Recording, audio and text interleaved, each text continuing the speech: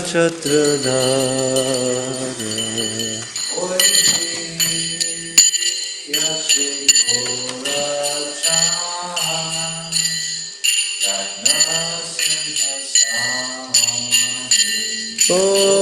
Osi Yache Goracha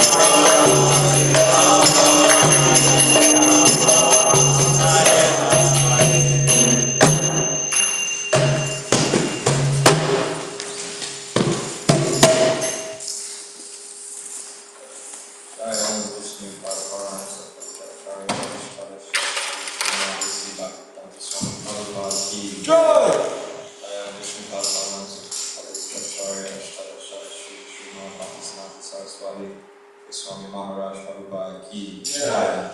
Nanda Prati Vaishnava Vrinda ki jai. Acharya Srila Haridas Thakur ki jai. Namaste Karo Shri Krishna Chaitanya Prabhu Nityananda Shri Bhakta Gadadhara Shri Sadguru Bhakti Vrinda ki jai. Shri Shri Radha Krishna Gopa Gopinath Chamakul Radhakund Vardhan ki jai. Dhamdham ki jai.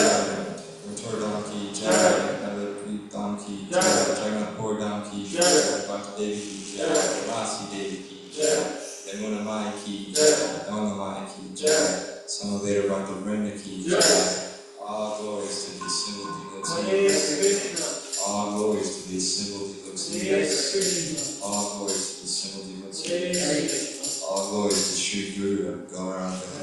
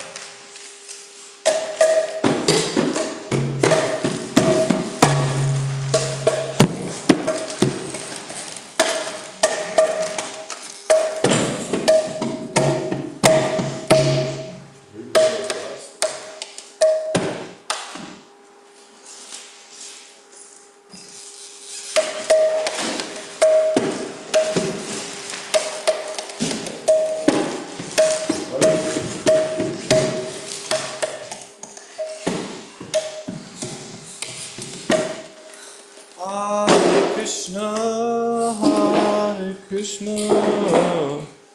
Krishna Krishna, Hare Hare, Hare Rama.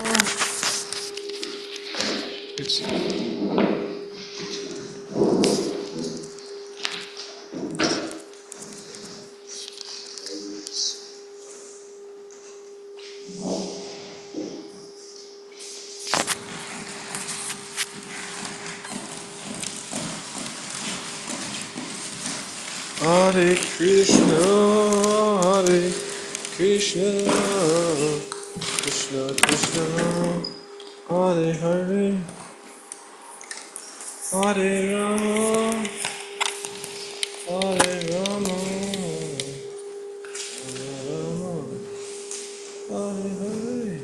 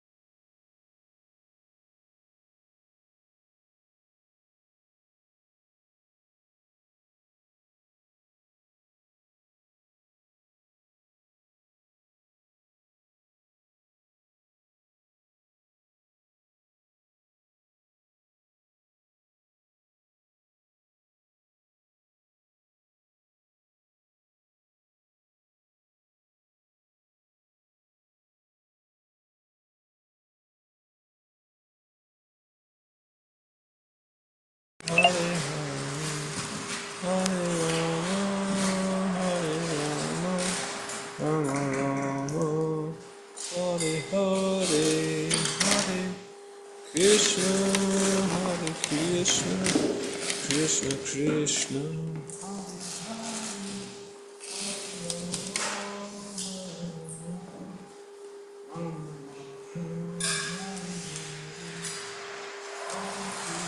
The adroit introduction.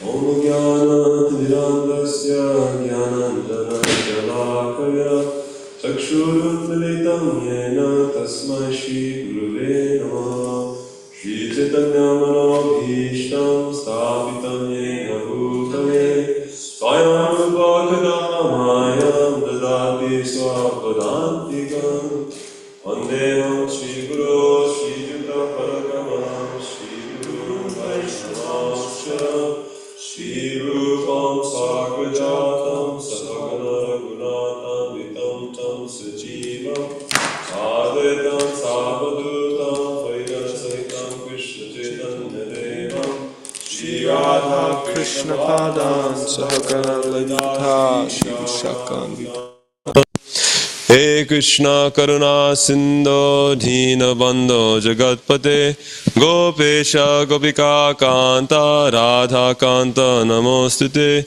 Tapta Kanchana Gaurangi Radhe Vrindavaneshwari Vishabhanu Sute Devi Pranamami Hari Priye Pancha Kalpatarubhyascha Kripa Sindhubhya Evacha Patitanam Pavanebhyo Vaishnavebhyo Namo Namaha Shri Krishna Chaitanya Prabhu Nityananda Shri Advaita Gadadha Shivasari Gaura Bhakta Vrinda Hare Krishna Krishna Krishna Hare Hare Hare Rama Rama Rama Hare Hare.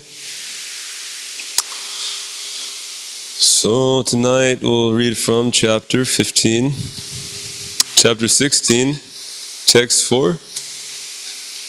Text 4. Chapter 16, text 4.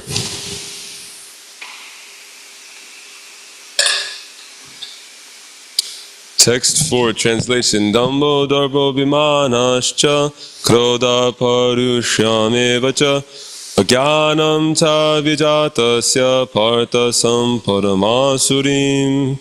Translation. Arrogance, pride, anger, conceit, harshness, and ignorance These qualities belong to those of the demoniac nature, O son of Prita. Text 5. Thaivi sampad vimokshaya nibandaya surimata mashucha samparam dhaivim abijato sipandava. Translation. The transcendental qualities are conducive to liberation, whereas the demonic qualities make for bondage. Do not worry, O son of Pandu, for you are born with the divine qualities. Text 6. Dvobhuta sargo lokesmin Daiva asura evacha Daiva vistarasha prokta Asuram parthameshinu. Translation. O son of Prita, in this world there are two kinds of created beings. One is called the divine and the other demonic. I have already explained to you at length the divine qualities. Now hear from me of the demoniac. Text 7. Pravrittim cha nivrittim cha janana vidurasuraha nashocham napi tataro nasatyam teshu vidyate. Translation. Those who are demoniac do not know what is to be done and what is not to be done. Neither cleanliness nor proper behavior nor truth is found in them. Text 8. Asatyam apratishtam te jagarahur anishwaram aparaspara sambhutam kimanyat kamahaitukam. Translation. They say that this world is unreal, that there is no foundation, and that there is no God in control. It is produced of sex desire and has no cause other than lust. Text 9. Etam drishtim avasthabya nashtatmano lipibudaya prabodhanti ugra karmana kshayaya jagato hitaha. Translation. Following such conclusions, the demoniac who are lost to themselves and who have no intelligence engage in unbeneficial, horrible works meant to destroy the world. Text 10. Kama maschitya dushpuram dhambamana madanvitaha mohad grihi vasad grahan pravartante shuchivrataha.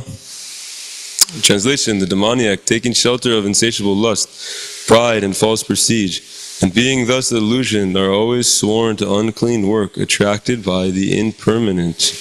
Text 11 and 12. Chintam aparimeyam cha pralayantam upashitaha kamopaboga purama etavariti nishchitaha hasha pasha shatar badha kamakroda parayanaha ihante kamabogartam anyayenartha sanchayan.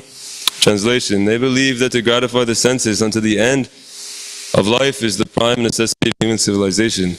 Thus there is no end to their anxiety. Being bound by hundreds and thousands of desires, by lust and anger, they secure money by illegal means for sense gratification. Text 13 through 15. Idam adya maya labdam imam prapsye manoratam idam astidam hapime bhavishyati punardanam aso maya hata shatrur anishe chapuranapi ishwaroham aham bhogi sidoham balavan sukhi hadya bijanavan asmi konyosti sadrisho maya yakshe dasyami modishya ityagyana vimohitaha. Translation. The demoniac person thinks, so much wealth do I have today, and I will gain more according to my schemes. So much is mine now, and it will increase in the future more and more. He is my enemy, and I have killed him, and my other enemy will also be killed. I am the Lord of everything. I am the enjoyer. I am perfect, powerful, and happy. I am the richest man, surrounded by aristocratic relatives. There is none so powerful and happy as I am. I shall perform sacrifices. I shall give some charity, and thus I shall rejoice. In this way, such persons are deluded by ignorance. Okay, go back to text 4.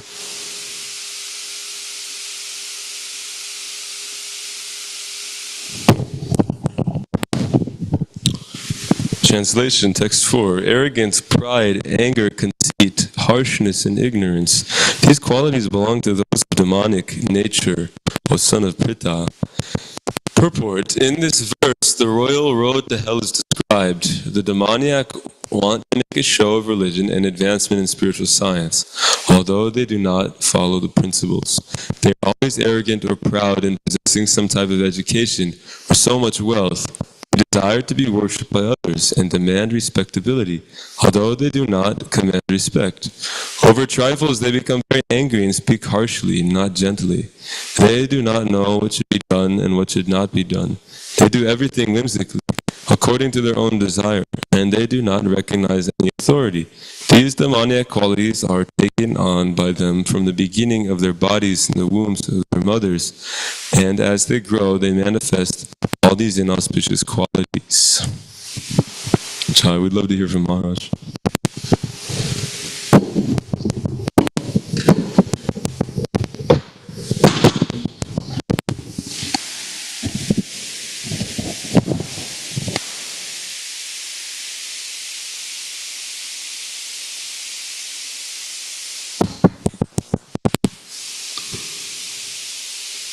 The system is that when one reaches the human form of life, out of 8,400,000 species, and these species include aquatics, trees and plants, insects and reptiles, birds, quadrupeds, and human beings. And there are different numbers of species in the grander catalog. So when one reaches a human platform, he is supposed to have higher intelligence. He does have a capacity for understanding more things than in the lower species. But if he doesn't use that higher intelligence in the proper way, then he acts according to the material modes of nature. He's forced to act under the influence of Maya. And Maya has three modes: goodness, passion, ignorance, which take care of the living entities in that mode. So someone that's guided by the mode of goodness will be naturally inclined towards peaceful things and being good, eating modestly and the right types of foods. He'll speak in a certain way. He'll conduct his affairs in a certain way. And the person with more passion is very excited, always eager to increase his wealth and his prestige. Whereas the person with more of goodness is trying to understand things, trying to understand the purpose of life, and wants to hear from authorities. The person with more passion, he wants to take over. Whoever is in charge, he wants to remove them and take the position himself. And the person with more ignorance, he doesn't care. He just wants to sleep or become intoxicated. That's his desire, just to get away from all these problems. So, then the living entity, when in human form, acts according to these modes. That's according to his previous life activities. He's awarded a particular body. The body one gets in this lifetime is a product of his previous actions. So, if one is born in a family, in the mode of goodness, good family, being taught the right things, the good things, then that's a good opportunity to make further progress, because if he continues on the path, then eventually he'll reach the spiritual platform. And then he can wind up the system altogether, this birth and death business, which is so undesirable. It's undesirable because there's a lot of miseries. When one is in the womb of the mother, it's an uncomfortable situation. Then birth has its discomfort, otherwise generally they cry when they're born. No, they don't come out laughing. It's painful and it's suffering, and childhood is often considered a happy time, relatively speaking, but still there are some difficulties and frustrations in all the different stages of life. And the overwhelming fear is that I'm going to die. And we don't know what to do about that. We haven't solved that problem yet. Well, there's other problems we haven't solved yet. Old age, disease, and then rebirth.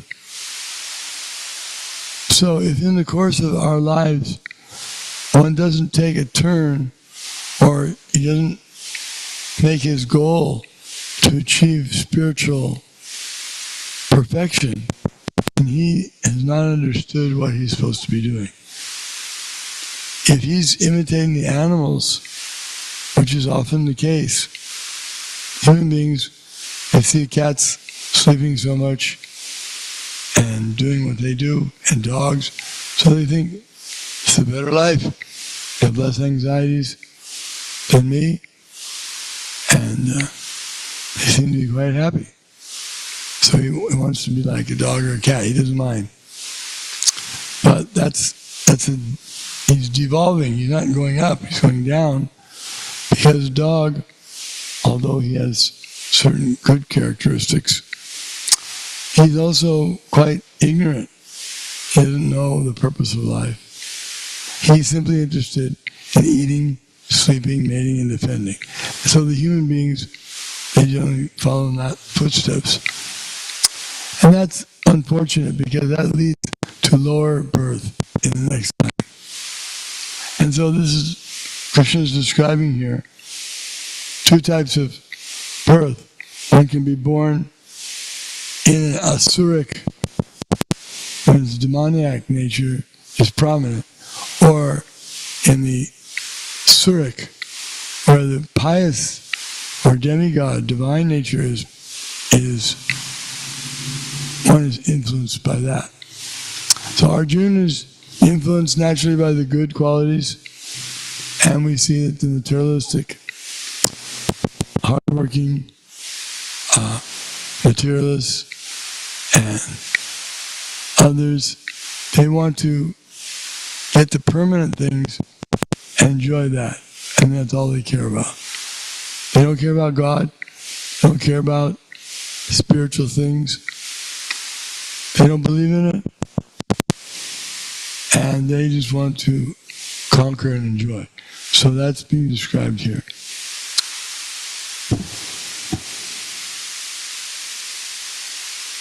Thank you, Maharaj.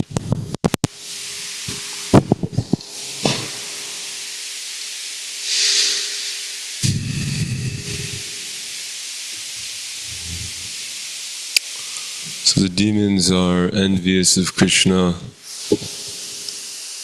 We hear about, in the scriptures, we hear about great demons. Demons who are actually thinking of Krishna in that envy, and envy is just a kind of dislike for somebody, a hatred. Because they check, because their sense gratification is checked by this person, they make us feel not good or something like that. Or we want what they have, they're happy, so we're envious, and their happiness is interfering with ours because we're seeing, oh, I'm not as happy as that guy. So the demons are envious of Krishna, and they try to find faults in him, try to attack him, so many things. The Lord is so kind that He's also got a fighting spirit, so He engages there. He dovetails their desire and He fights with them and He kills them and He awards them liberation. And we see around us there are actually so many living entities in these various kinds of bodies, trees and different animals, and they're very beautiful. Trees are very nice, and it seems like they're doing nice things. They're supplying oxygen to the atmosphere. They're producing fruits. But we should know that's not really such a nice to be actually a tree in this world. I wouldn't want to be one, because we can see more or less a lot of time is being wasted. If it weren't for the devotees to engage those living entities in Krishna's service, then more or less, their desires are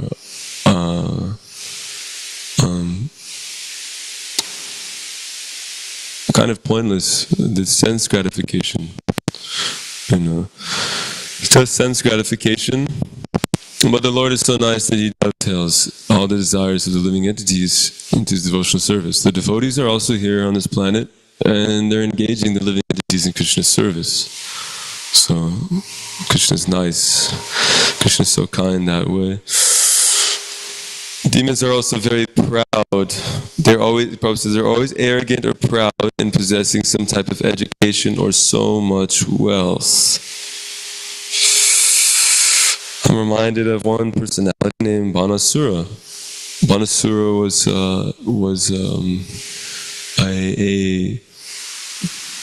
he was coming in the line of Bali Maharaj. Maybe his son? It was his son, Bali Maharaj's son. Yeah, Banasura was Bali Maharaj's son. Bali Maharaj had a lot of sons. And Bali Maharaj was born in this demoniac dynasty. But he was a great devotee of the Lord.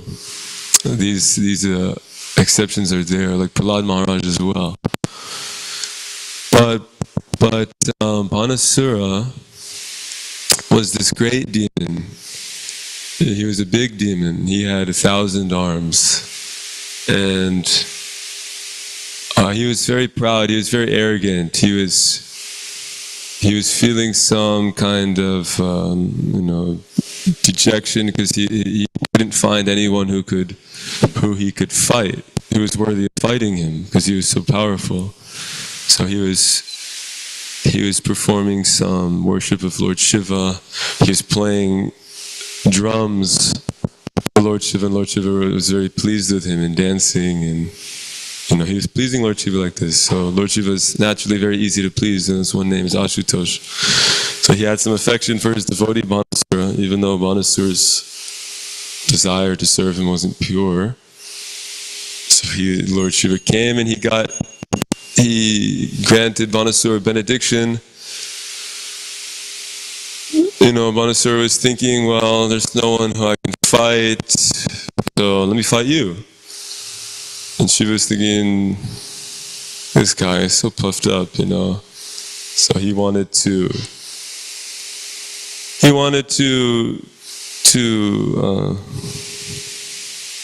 teach Banasura a lesson. So he said, okay, fine. You want to fight someone who's worthy of fighting, then you'll fight somebody who will relieve you of this burden that you have. And so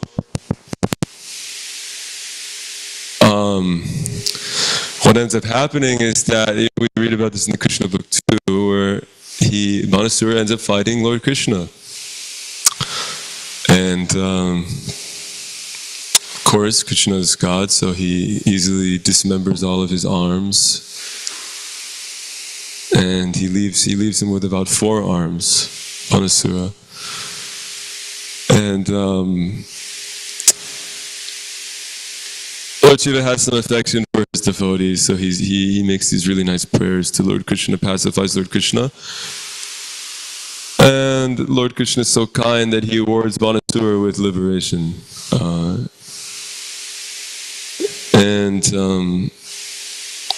So that's one thing I was thinking of. There's so many other examples of these big demons, and Lord Krishna very expertly deals with them.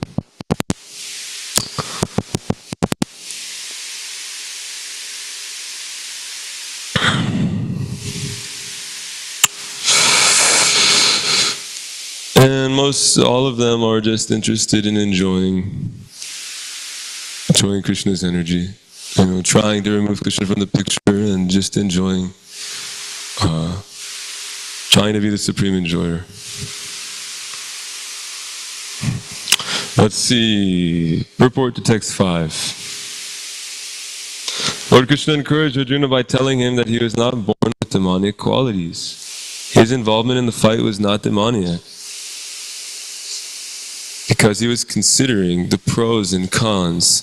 He was considering whether respectable persons such as Bhishma and Drona should be killed or not so.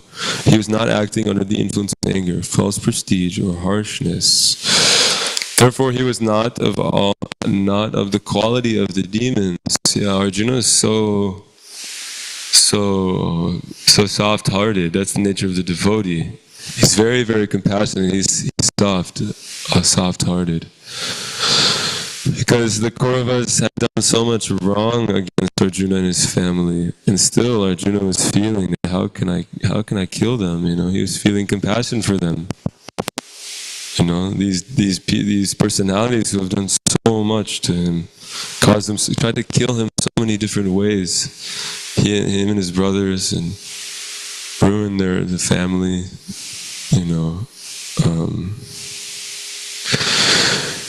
Had tried to disrobe Draupadi, their wife, in an assembly of all the great personalities in the dynasty. And still, Arjuna was deeply considering the pros and cons of fighting. So that's the nature of the devotee. He's very soft-hearted. He's very affectionate towards all living entities. He's very kind towards all living entities.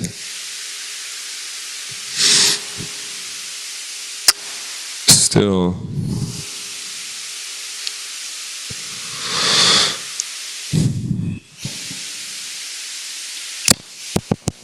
for a Kshatriya, a military man shooting arrows at the enemy is considered transcendental, and refraining from such a duty is demoniac. Therefore, there was no cause for Arjuna to lament.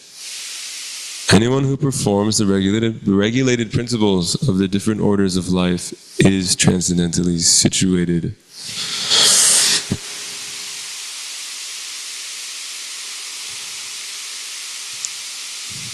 So the devas, the demigods, they're in line with Shastra. They follow the Shastric injunctions. They listen to the higher authorities. They know what is the aim of life. It's not to attain unlimited sense gratification, but it's actually to serve Krishna. And so in order to serve Krishna, they apply themselves to the rules and regulations of the different orders of life, the Varnashrama system, the 4 orders of spiritual life, the 4 orders of material life. And in this way they serve Krishna like that.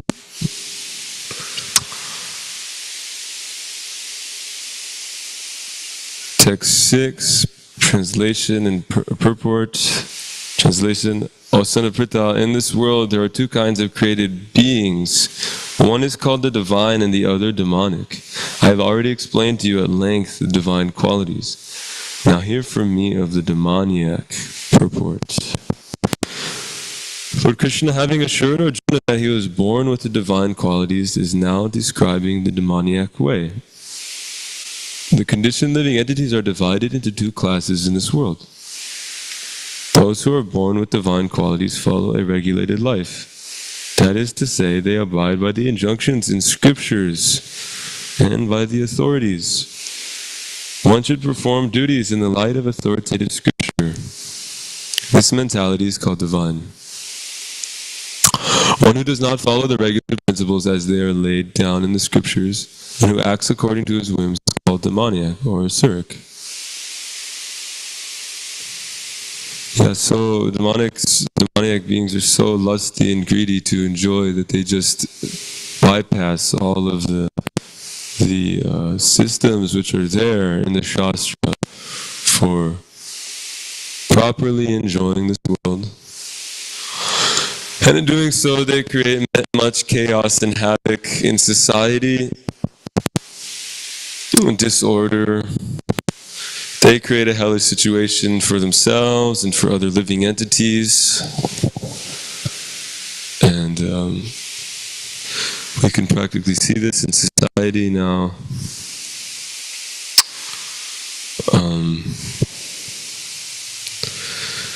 That for the sake of eating and sleeping and mating, people are working very, very hard, very, very passionately, creating so many unnecessary things in society, causing so many problems for other living entities, animals, other humans, completely disregarding the Vedic injunctions, interested in trying to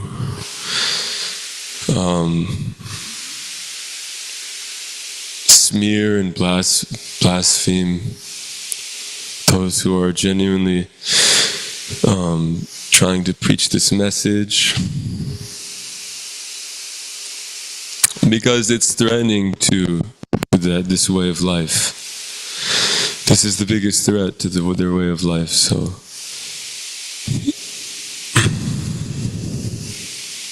of course the only solution is to preach Krishna consciousness and to spread Krishna consciousness,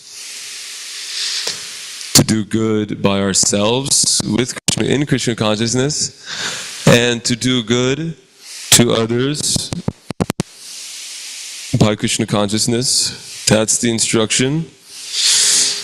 That's the solution. We may be thinking, okay, if I dedicate all my attention and energy to trying to solve these different problems in a more direct way, like I'll just dedicate my life to spreading awareness for those who are hungry and in need, and that's nice, but there's so many problems. What about the deforestation, and what about people who are being kicked out of their homes that they've lived in for generations because some greedy corporation comes in and buys out the land and wants to, all these different things, so many problems. How do you pick one? Hey, this one's really important, this one's really important for me, No, I mean, the root of the problem is they all stem from excessive lust, excessive greed, all these different things. We know that the only way to satisfy this is to serve the Lord. Purify the heart. Chaitanya Darpana Marjanam. So directly preaching Krishna consciousness is the only way to do that. Purifying the heart. And all these material problems get solved. Otherwise, most of these attempts are futile. We see so many great big personalities who come to the world, some good Samaritans, and they rise up and they're thinking, there's so many problems in society. Well, let me try to spread awareness for this problem. This life matters, that life matters. What ends up happening is that they get shut down because they're interfering with somebody's sense gratification, some big demon sense gratification. But if you just inject Krishna consciousness in the heart of society, problem is solved. You go out, your local communities, and you do Harinam Sankirtan, book distribution, and so much nice effect is there. People are, the devotees are interacting with people, purifying the atmosphere, like that, and people are interacting with the devotees, living with peace in their heart, heart and something higher to think about. Oh, maybe the goal of my life is not just to graduate and get a job and make all this money and waste my time in that way. But maybe the goal of my life is to know who is God, surrender unto God, these different things, and they have a change of heart. And they become an actually outstanding citizen. Not that they give up everything, but they become an outstanding citizen in their communities, and they become an outstanding member of their family. And they're able to transcend all these lower modes, and they're able to perform their duty and their work for society very nicely. And they become conduits for this Krishna consciousness. And they set an example. Whatever great men do, other men will follow. So, injecting Krishna consciousness in society by going out and doing whatever little preaching we can do is the best use of our time. And not only do other human beings benefit, but all other living entities will benefit from that. The cats, the dogs, the trees, the bees.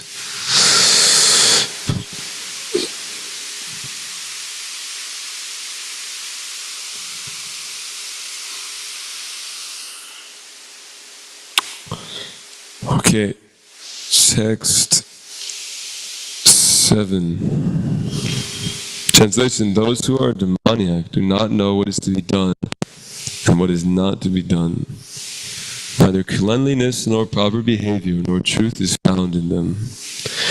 In every civilized human society, there is some set of scriptural rules and regulations which are followed from the beginning, especially among the Aryans, those who adopt the Vedic civilization and who are also known as the most advanced civilized peoples. The Vedas speak about vidya, knowledge, and avidya, what is ignorance. So some may think, well, devotees speak about some pretty dark things, a little pessimistic. But actually, knowing what is ignorance is also knowledge. We have to know what this is as well. We shouldn't be afraid to look at the truth, the ugly truth of this material world. It's pretty ugly, it's pretty grim, but we have to look at it in order to diagnose it properly. We all have problems, health problems, I had a rash, on my foot, and it's there for a really long time. And I was thinking, well, I'll just go on chanting, and reading, and it'll go away. It didn't go away. It got worse. I had to look at it, and I had to get involved in it. I had to apply some ointment, and then it went away. And so,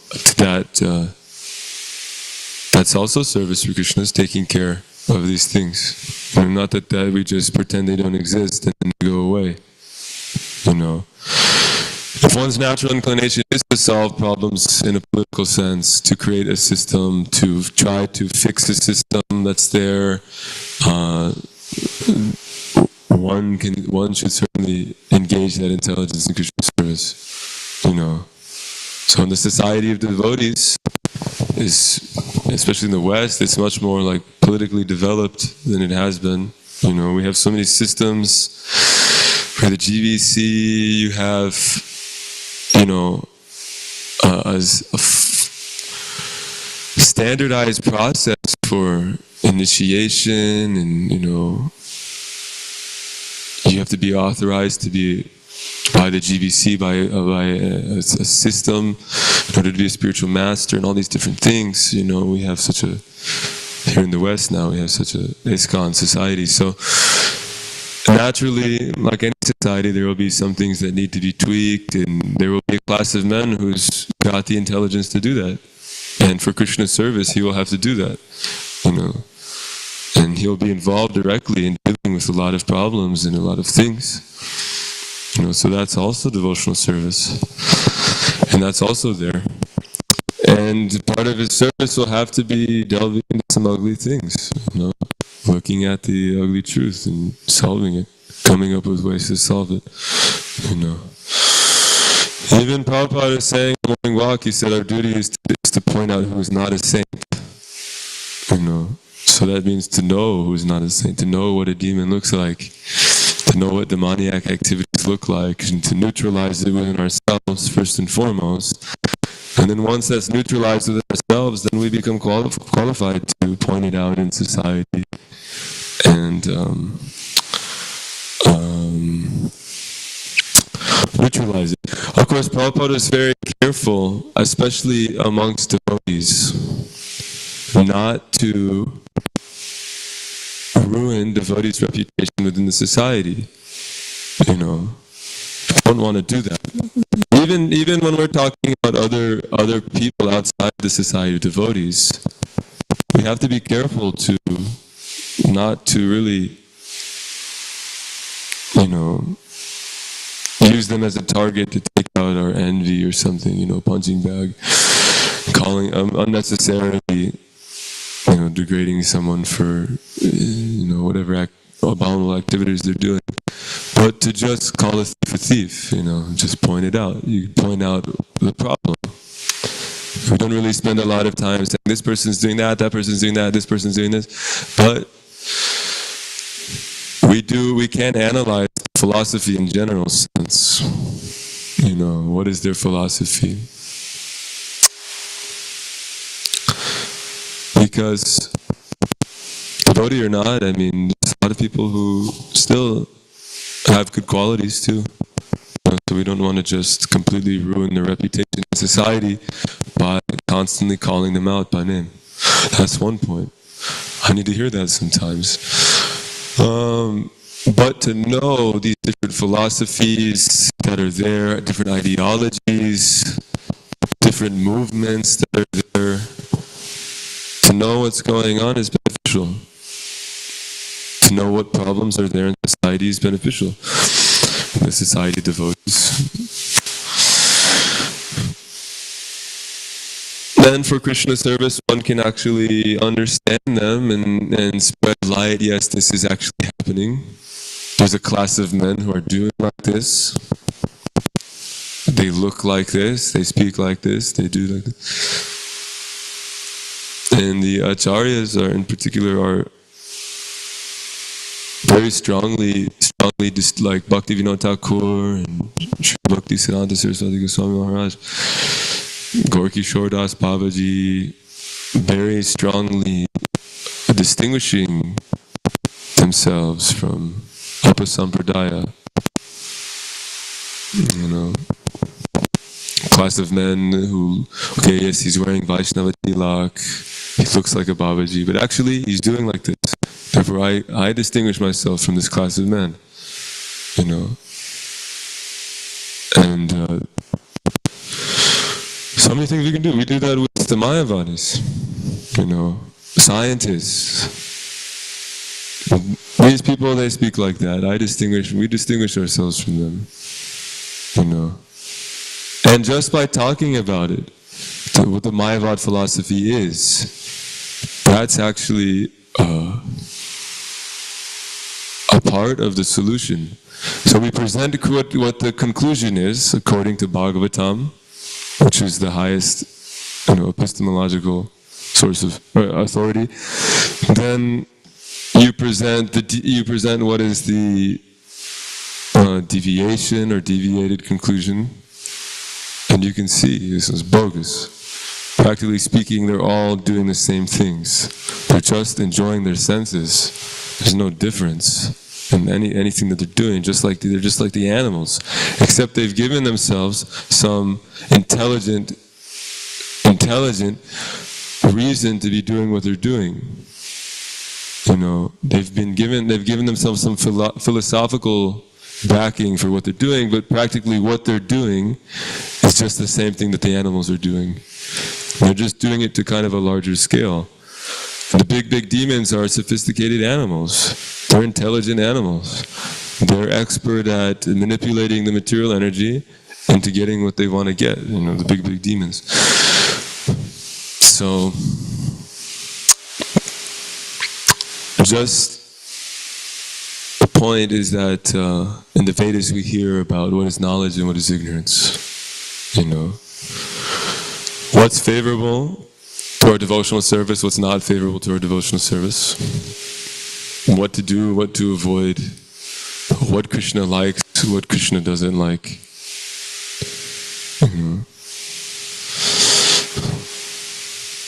Shastra is just Krishna's mind, his opinion, what he likes, what he doesn't like. What is the class of man who is favorable towards him, and what's the class of man who is not favorable towards him? He's a person, so he's got a mind, he's got opinions, he's got a voice, and he speaks that. Shastra is that, the manifestation. So, if we want to know him, then we should listen to him. We should do what he says. So, almost out of time. Keep reading, or unless anyone has any comments. Yes, Prabhuji?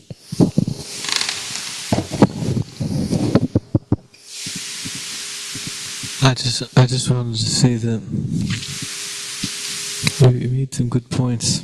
You were talking about the Mayavad philosophy and pointing out the flaws in it. How this is helpful, more or less.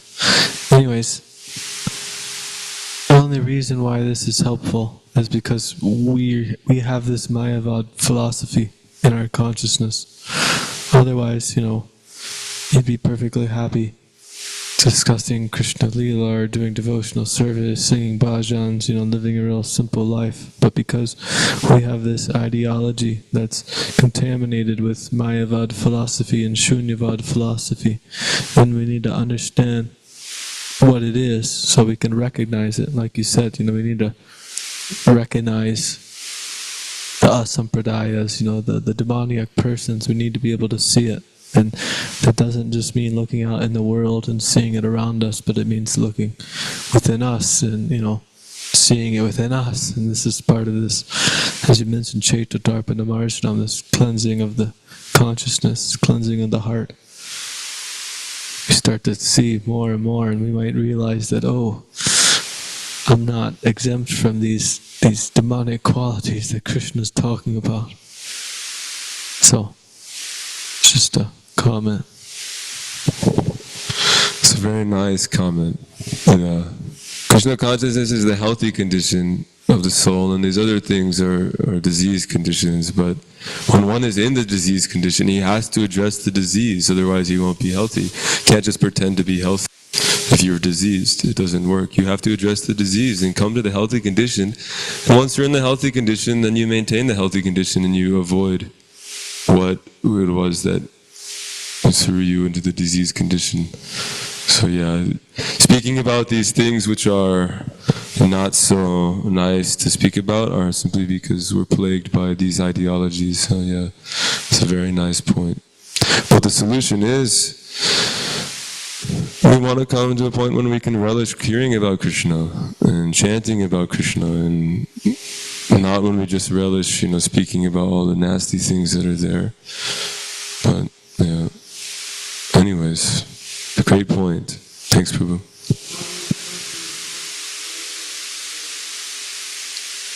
Well, we have to go on hearing. We hear, and we chant, we practice. Bhakti Yoga, we practice. We go on practicing, but we have to, at the same time, simultaneously, while we're practicing, we have to care for what anarthas are there, what things are in the way. We have to understand them and overcome them intelligently and not just ignore them. Because I can go on hearing, practicing, but I'll just ignore my blatant problems, the things that are preventing me from progressing further in my practice. Then I won't make any progress. I'll just be at a stalemate. But one thing is so important is the Guru, and the Guru helps us to see how to keep making progress. What's my problem? How do I address my problem? So that's one thing. Yeah. Okay, Srimad Bhagavad Gita as it is, ki jai.